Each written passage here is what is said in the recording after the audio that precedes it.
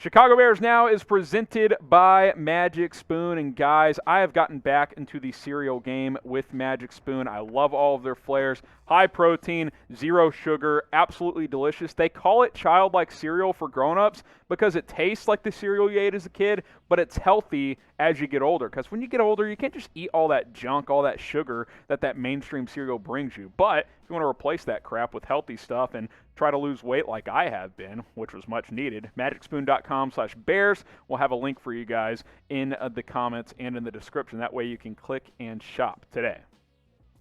Let's get to your questions here. Eddiekane General, would it be a reach to compare A-Rob and Mooney to Musin Muhammad and Bernard Berrian? That was a fun duo back in the day.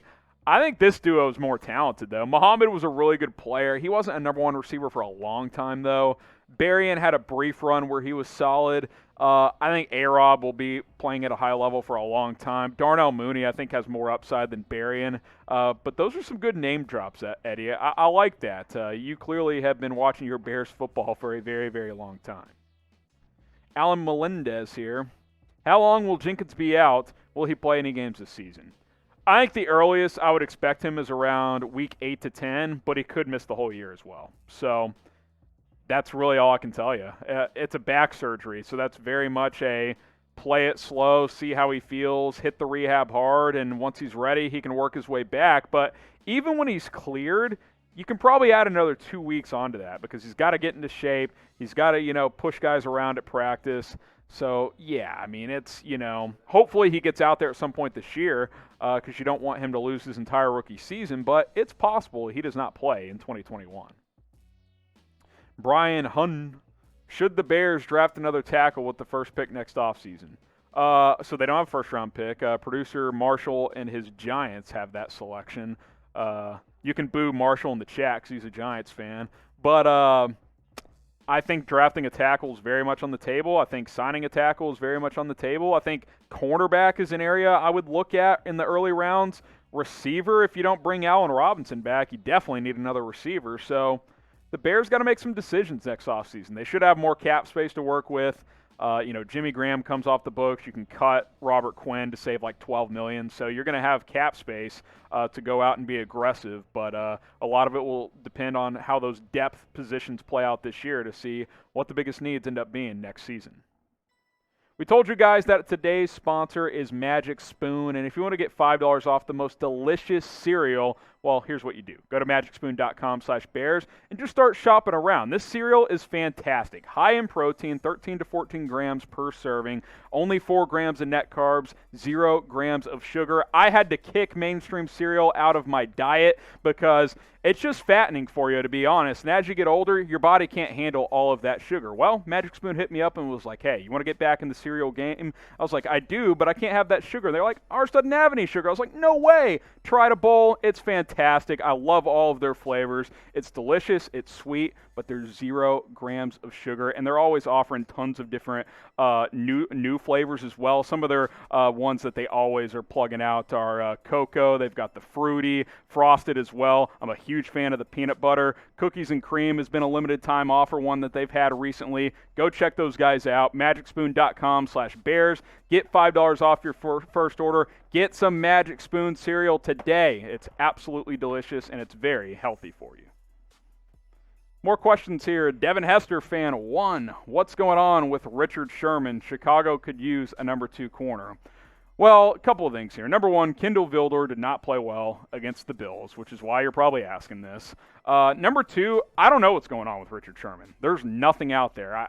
He's got some legal issues to sort out, but I think he's getting some mental health help as well, some assistance there, which he said he would be getting assistance because he had been dealing with some stuff. So I don't know. I think there's a very likely chance he does not play football this year. Obviously, the Bears would be naive to not at least explore what else is out there at corner because Desmond Trufant, I don't know if he's the guy at this point. Kindle Vildor, he had his chance to show out as a starter against Buffalo, did not impress, in my opinion.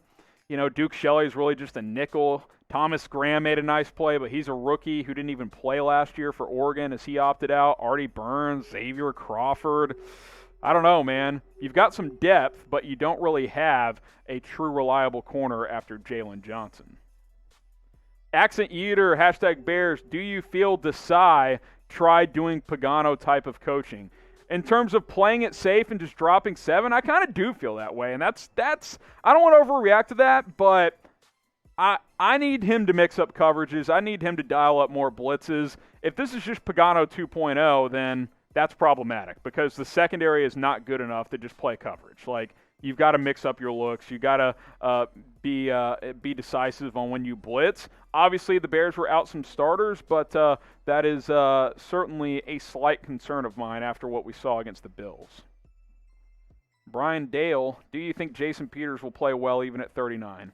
If Jason Peters gives you adequate play, honestly, you guys will laugh. Can he give you what Charles Leno gave you last year? Just not be a disaster. That's really kind of all you can hope for, right? Like, he's 39. He was okay last year. He gave up 8 sacks, though, which that's not great. He had no penalties, though, a year ago, so that's a positive. He needs to be a league average left tackle. If you can get that, that's really all you can expect. Rely on that strong interior because I think Whitehair, Mustipher, and Daniels can be really good, and then you just hope that your tackles are serviceable. Manny Galindo with the super chat. Appreciate it. What kind of moves can be made up to beef up the line?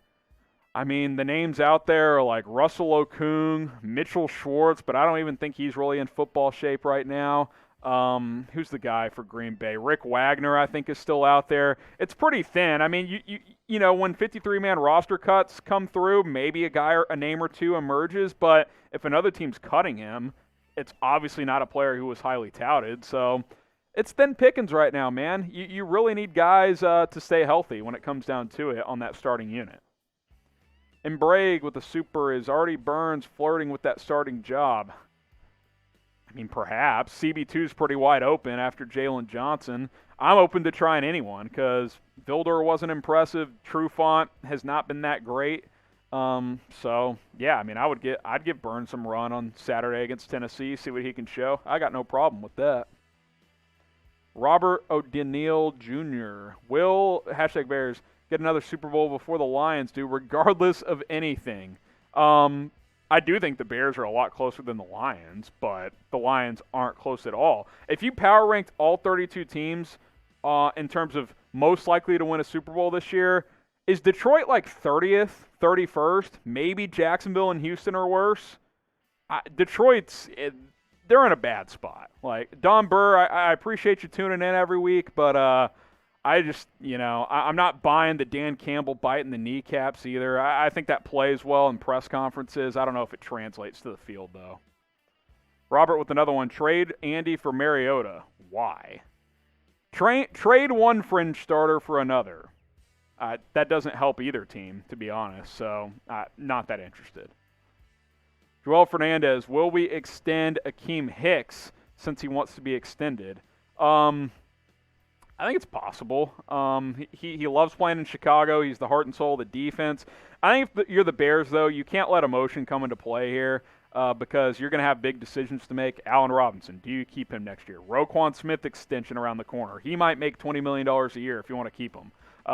So if I'm the Bears and Hicks, I can't go more than like $8 to $10 million per year for him. So he's 32 now. If he wants to take a little discount, stick around, I'm down. But if a team's going to go offer like 13 a year, appreciate it, but we'll see ya. Dannyboy, should the Bears have kept Mitch as a backup? Oh, yeah. No. Mitch was not going to return as a backup, by the way. This whole idea of, and a lot of people have said this, by the way, of why sign Dalton for $10 million when Mitch could have been here for $3 million because he signed with Buffalo for $2.5 million. He was not going to re-sign with the Bears for $3 million, guys. That was never going to happen. The only way he was going to return is if he was clearly going to be the starter. And that was not going to be the case. So he moved on. The Bears moved on. Let's not overreact to a half of football, Good for Mitchell Trubisky. He's the MVP, but, he'll be holding a clipboard this year. Alan Mack, Mitchell Schwartz, sign him. I think it's Chiefs or bust for him, honestly. He tweets about the Chiefs every week during their games. He's traveling with his wife. I don't know if he's that interested in playing football right now. So, maybe it's a mid-season type of signing where he latches onto a contender, but, he was banged up last year, had off-season back surgery as well. I don't even know if he's cleared medically to play football right now. So he's a good player when he's healthy, but that was not the case this past year when it comes to Mitchell Schwartz. Who you got? Preseason game number 3, the finale. Justin Fields going to start. Type B for Bears, T for Titans. Saturday night, 7 o'clock Eastern, 6 o'clock Central Time. Make sure you subscribe because we will have a live watch party. Get your votes in, B for Bears or T for Titans. Alex Contreras. Should the Bears keep Tarik Cohen after this season? It kind of depends on how he plays. I don't have the contract structure in front of me. I do think they can save some money by cutting him. But remember, this is his first year of a new 3-year deal. $19 million total, $10 million guaranteed. So you're going to eat some dead cap if you do cut him. But that contract's not looking great considering like 2 weeks after he got it, he tore his ACL. So unfortunate for both sides. Hopefully he's healthy. Not looking great for week 1, though, at this point. So we'll see when he returns.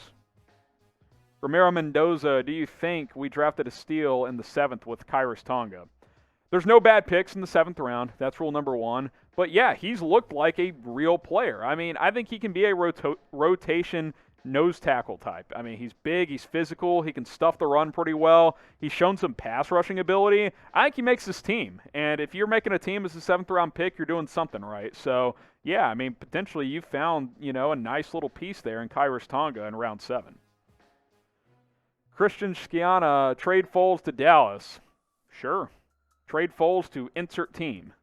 Yeah, I mean, the Bears would trade Foles if they could. I think that's pretty clear. That's pretty well documented. The good news is he's a guy that has value. He's a great locker room guy. Obviously, you don't need him, and you'd prefer to save the $4 million, but at least he's not, how would I compare, like a Joe Flacco type who has no interest in mentoring young players. Like Nick Foles doesn't have a problem doing that. But, yeah, I would love for a team to come and trade for Nick Foles to clear that roster spot and the money. We only talk about the $4 million, but that clears a roster spot too because the Bears can't cut him. They lose money if they cut him. So that's eating up one of the 53 when the final cuts happen next Tuesday. What is your favorite breakfast food? Let me know down in the comments. Favorite breakfast food. We've been telling you guys about Magic Spoon. You should go check it out, magicspoon.com/bears. If it's cereal, hey, these guys are great. Tons of different flavors. magicspoon.com/bears. But let me know what your favorite breakfast food is. In break 7, Ryan Pace drafts way better in the late rounds. Is it even close? He's a great day 3 drafter. Always has been. I mean, the list goes on and on with steals he's gotten in the later rounds. I mean, last year he gets Darnell Mooney. I know I'm not high on Kendall Vilder right now, but he might start, and he was a 5th-round pick last year. Khyiris Tonga looks like a player this year. Daz Newsome, Khalil Herbert. I mean, he's done great on day 3 of these drafts. He's been very spotty in the early rounds, though. But I do like what he did with Justin Fields. Did not like what he did with Mitchell Trubisky. Kevin White didn't work out. So it's been spotty early, but when you get into day 3 value selections, Pace is really good at evaluating deep type of prospects. So he deserves some credit for that. Bency, would you release any of the 6th-round picks? Trying to remember them off the top of my head. Obviously, Herbert, Daz Newsome. I know there's a couple more. Thomas Graham Jr. I wouldn't cut any of those 3 players. I think there was one more guy. I'm drawing a blank. But if it's just those 3, I wouldn't cut any of them. So my answer would be no.